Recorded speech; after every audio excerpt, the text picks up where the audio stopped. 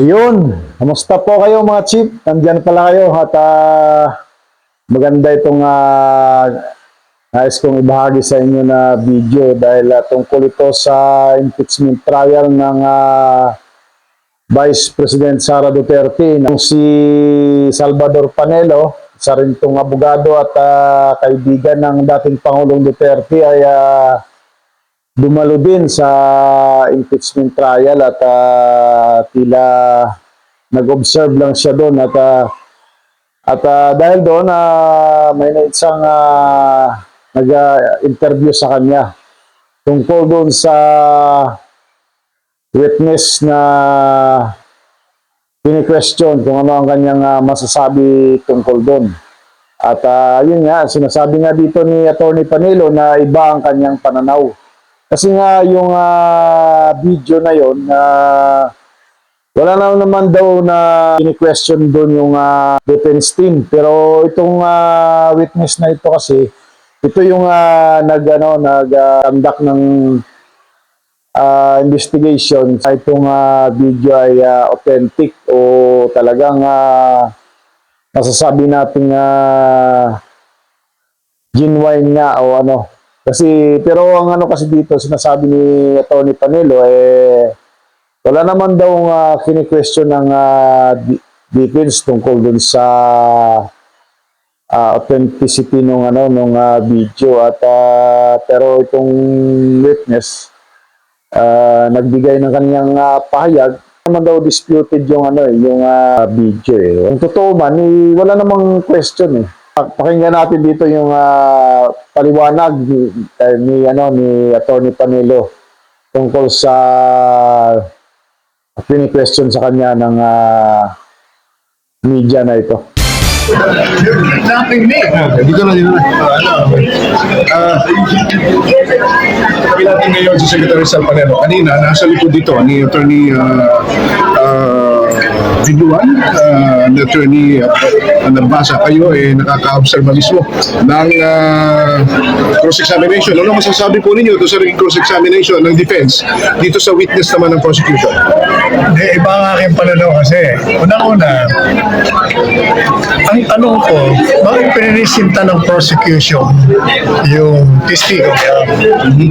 Sapagkat ang testigo nag-testify para authenticate yung video. Teka muna, meron ba nagka-question ng video? Meron bang nag-question sa defense? Wala ko narinig kung yung pahayag ni Daisara ay kini-question nila na meron nga bang ganong pahayag o wala. Madalit sabi, it's not disputed. So I cannot understand why the prosecution will be presenting that. Hindi naman dinidispute na sinabi ni Daisara yun. Diba? So kung hindi naman disputed yung video yun, bakit mo pipresent ng somebody to authenticate it? That's what. Kasi yung testimony niya saying that kita ko yung video, investigate ko yung video, it doesn't prove anything. Will that prove the guilt of the Vice President? No. Bakit ka magpipresenta? Pangalawa, sa defense naman, kasi kung ako ang defense, of course, sila yun. Hindi naman ako sila. I would have not cross-examined. Kasi nga, wala naman. Useless naman. Parang sinasabi ni Atty. Panelo na yun nga sinasabi niya na parang useless kasi parang hindi hindi bakit kailangan magpaliwanag ng witness ng ganun hindi naman yata kine-question doon ng defense team yung tungkol doon sa authenticity ng video yung wala ibig sabihin walang pinagtatalunan doon kung genuine ba yung video o ba o bakit kailangan iharap ng prosecution itong witness na ito na wala namang ganong question ng defense team tungkol dun sa authenticity ng video na yon. Kasi pati nga yung yung presiding officer parang sinisisi rin ni Panelo. Panoorin natin ituloy natin ang panonood sa video. Unless na may gusto kang ipunto sa ibang aspect. Kasi ang pinaka-main niya is authenticating the video. But is the defense questioning the authenticity? Is it questioning that there was no such video? Wala, di ba? O, kaya ang talagang tanong kasi dyan, kaya sinasabi ko, yung tanong ni Ontiveros, I always disagree with her, but kahapon, siya lang ang tama. Kasi kaya tinatanong niya, teka muna, hindi niya naman naparubahan na may assassin dito. Bakit niya pinipresenta yan? Kaya ang punto niya, ano ba, crime ba ito? O masamang asal lang yung ginawa? Tama yung sinasabi niya. Ang ayaw ko lang sa impeachment na ito. Kasi I came here to watch an impeachment trial.